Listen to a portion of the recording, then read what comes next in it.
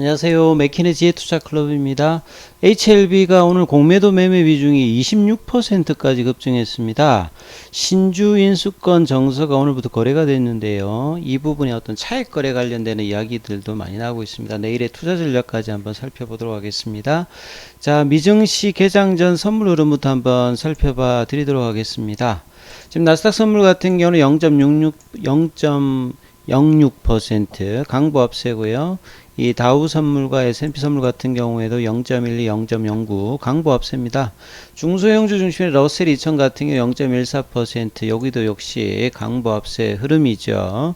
자, 오늘 이제 헤드라인에 있는 뭐 기사들 보게 되면 여전히 이제 세계 세 번째 이제 가상 자산 거래소인 FTX 이 파산 관련되는 부분에서 여러 이제 자산 운영사들도 여기 좀 투자를 많이 했죠. 뭐 캐나다 뭐 교사연금이라든지 싱가포르 뭐 국부펀드 테마셋도 여기 투자를 했고, 일본의 뭐 소프트뱅크 비전 펀드도 했는데요. 뭐 캐타시아 같은 경우에는 거의 뭐 전액 지금 뭐 손실을 다 처리했다.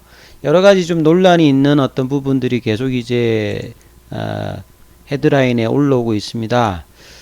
자, 그리고 이제 보시게 되면 모건 스탠리 같은 경우가 S&P 500 같은 경우가 추가적으로 15% 25% 정도의 플런지 떨어질 수 있다. 이 넥스트 퍼포먼스면 4개월 이내죠. 그러니까 이 4분기 내년 1분기에 추가적인 하락의 어떤 이야기들을 계속 또 이제 하고 있고요.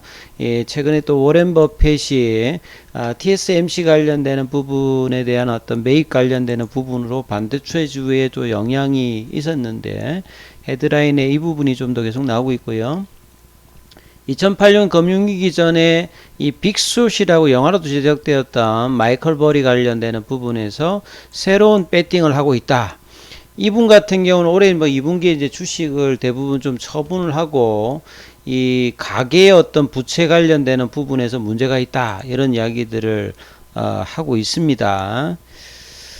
예, 그런 어떤 내용들이 나오고 있고요. 오늘은 이제 HLB 쪽 보면 이제 신주 인수권 정서가 거래가 되는 어떤 날이었죠. 여기에 대한 어떤 문의가 많으셔서 이 부분 먼저 한번 좀 살펴봐 드리면요.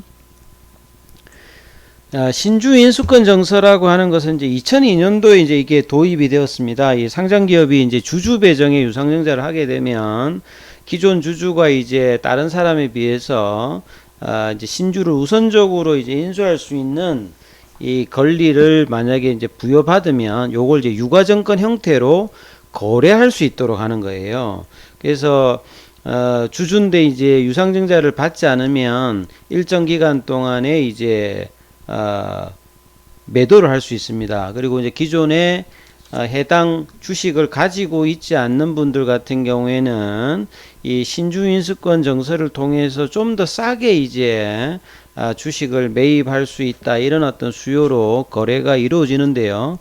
보통 이제 유중 발행가의 한 30%에서 한 60% 정도로 이제 거래가 됩니다. 그래서 HLB 신주인수권 같은 경우는 키움증권 기준으로 보면 이 0337 정도로 보시게 되면 신주인수권 수익증권 이제 주문으로 이 거래 관련되는 부분이 이렇게 나와 있습니다. 그래서 이 부분들이 오늘 이제 어떻게 거래가 됐는지를 좀 살펴보면요. 0298 화면으로 보시게 되면 HLB 관련되는 신주인수권 거래가 시가가 9,200원, 장중고가가 이제 9,280원이고요. 저가가 6,880원까지 했다가 이제 7,780원 정도의 이제 뭐 거래가 마친 걸로 나오죠. 거래량이 보시면 이 100만 주 이상의 어떤 거래가 됐다면 상당히 이제 거래가 활발하게 좀 진행되었다 봐야 되겠습니다. 그리고 통상적으로 이제 좀 이제 신주인수권을 따로 보는 것보다는 이 공매도하고 이제 연관된 어떤 차익 거래, 아비트레이지 이제 거래들이 많이 좀 일어나거든요. 그래서 아비트레이지 거래를 좀 어떻게 하냐면 공매도를 이렇게 때려놓고 신주인수권을 이제 사는 어떤 형식으로 이제 차익 거래를 하는 편이 보통 벌어지는데요. 여기 확인될 수 있는 게 신주인수권 가격은 좀 떨어져 있고 이 공매도 관련되는 매매 거래 비중 자체가 좀 늘어났죠. 이 뭐 비중 자체로 하면 조금 뭐 절대적인 건 아닙니다만 공매도가 좀 늘어나 있고 예, 신주인수권 관련되는 부분은 가격은 좀 떨어져 있기 때문에 이런 부분에서 어떤 차익 거래로 이제 수급이 어떤 진행되는 부분들을 좀 일정 부분 알 수 있고요. 장중에는 이제 프로그램 관련되는 부분에서도 보시게 되면 매도가 조금 나오면서 주가를 누르는 어떤 흐름들이 나왔죠. 오늘 뭐 전체적인 어떤 시장에서는 미국의 이제 생산자 물가 관련되는 부분들이 지난주에 소비자 물가와 더불어서 이 예상치보다도 하락하면서 시장이 견조했어요. 근데 이제 러시아에서 미사일 관련되는 부분이 폴란드 영토에 이제 떨어지면서 뭐 하염이 나왔다. 이런 어떤 지정학적 긴장감 때문에 채권금리라든지 달러 인덱스도 떨어졌는데 이 부분들이 오늘 장중에는 이제 국내 시장에서는 이제 코스피 코스닥에 영향을 주면서 낙폭을 키웠다가 줄면서 이제 끝났습니다만 크게 뭐 재미없는 어떤 시장 흐름으로 갔지요. 그리고 이제 전반적으로 이 시장에서는 환율 관련되는 부분은 여전히 지금 조금 뭐 1300원대 갔다가 오늘은 한 7원 40전 정도 좀 올랐죠. 그리고 이제 어제는 좀 코스닥 쪽에 어떤 그 매수가 강했는데요. 오늘은 또 요즘에 또 수급 상황 계속 이제 변동성이 있죠.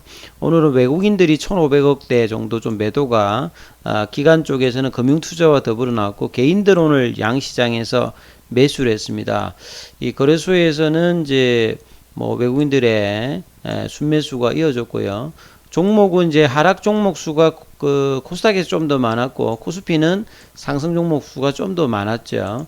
이런 상황인데 이 HLB는 결국은 이제 유중에 관련되는 부분의 수급 압박이 계속 이제 2달 넘게 진행되는 어떤 형식입니다.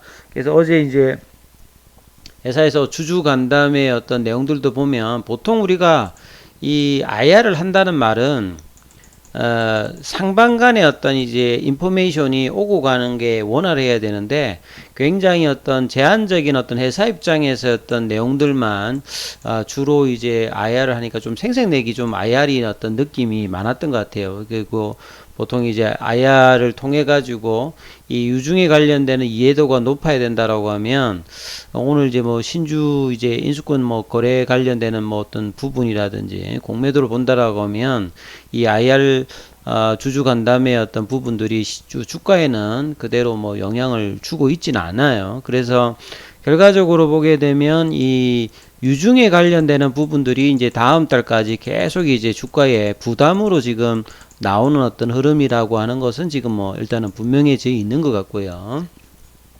그래서 이제 거래량이 이제 줄어서 하락의 어떤 강도들은 뭐 이렇게 세지는 않습니다만 이미 이제 9월 달에 하락을 하고 난 다음에 박스권을 이렇게 5만원, 4만 5천원 이 어떤 강한 라인을 지키지 못하고 그나마 그래도 한 4만원, 4만 5천원을 지켜야 유중에 관련되는 부분이 있는데 결국 뭐 총액 인수고 이 재료가 장기적으로는 유효하기 때문에 추가적인 어떤 하락보다는 이제 행보라든지 이런 부분을 통해서 이제 기간 조정을 통해서 이제 방향을 잡을 걸로 지금 이제 보여지는데요. 거래량도 지금 줄어져 있는 상태인데, 그러니까 이 부분들을 이 공매도가 이 차익 거래라든지 계속 이제 누르기 흐름으로 좀 진행되고 있는 부분들이 어떤 주가에서 계속 이제 나타나고 있다, 이렇게 봐야 되겠죠.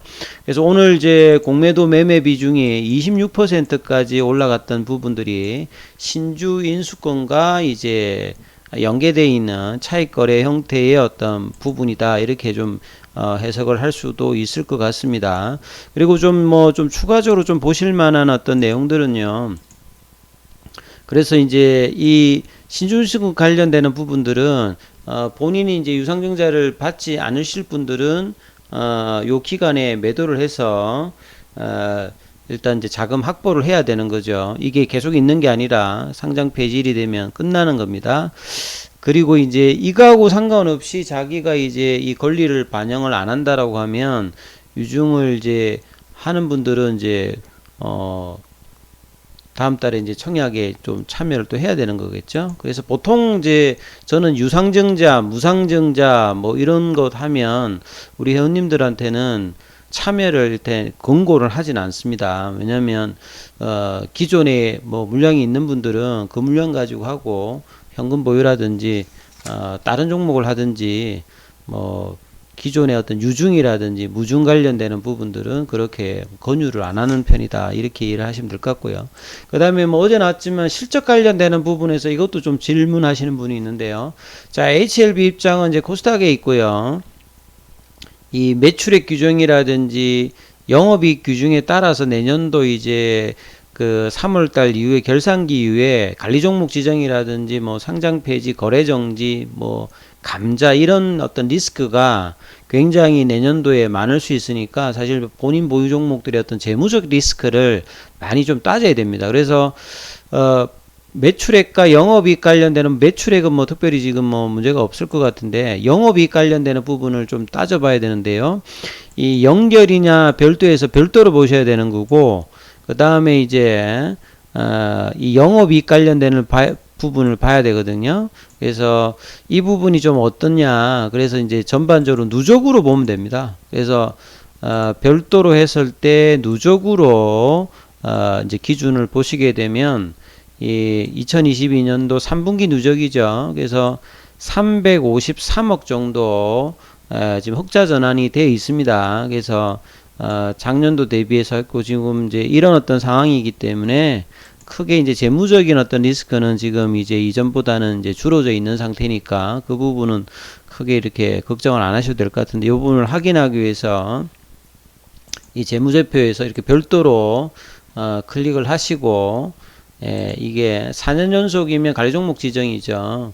그래서 이 별도 기준으로 보면 작년까지 이제 영업이익이 적자였거든요. 근데 올해 지금 보시게 되면 여기 이제 업데이트가 안 돼 있습니다만 이 부분에서 추가로 늘진 않은 거죠. 그래서 1, 2분기 때 이제 진단키트라든지 FA 관련되는 부분들이 이제 헬스케어 쪽으로 들어오면서 실적이라든지 매출단하고 영업이익에 이제 반영을 했는데요.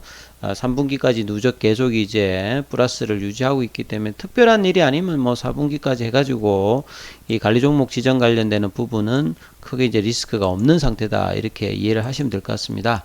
그래서 차트상으로 지금 이제 좀 답답한 형면 그 박스권 세 번째 하단에서 있으면서 좀 처음 이래 못 올라오고 있고 그 다음에 이제 20일 이평선에서도 10월달 이후에 여기서 지금 저항을 맞아서 올라가지 못했는데 이번에 그 부근에서 놀고는 있는데요. 좀처럼 지금 올라가지 못하고 있는 상태에서 공매도 관련되는 부분들이 신주일수가 연계된 차익 거래로 다시 또 늘어나오고 있어서 이 장중에 또 압박들을 해주고 있다. 이렇게 봐야 되겠죠. 자, 이 부분들이 결국은 이제 이달 말에 이제 유중가 최종 확인과 이민음이 관련되는 부분들은 이제 완료되어야 발표니까 이 부분 사라졌으니까 결국은 이제 12월 달에 선양 남성항 관련되는 NDA 신청과 내년 1분기에 진행되는 이제 가남 관련되는 NDA 신청 관련되는 모멘텀이 언제 이제 부느냐 그리고 이제 유중에 관련되는 부분의 어떤 리스크를 이 와중에 이제 어느 정도 완화하면서 할 것이냐 이게 이제 주가의 어떤 방향에서 가장 뭐 중요하다 이렇게 보시면서 투자 대응 전략을 삼으셔야 될 것 같습니다. 여기까지 하겠습니다.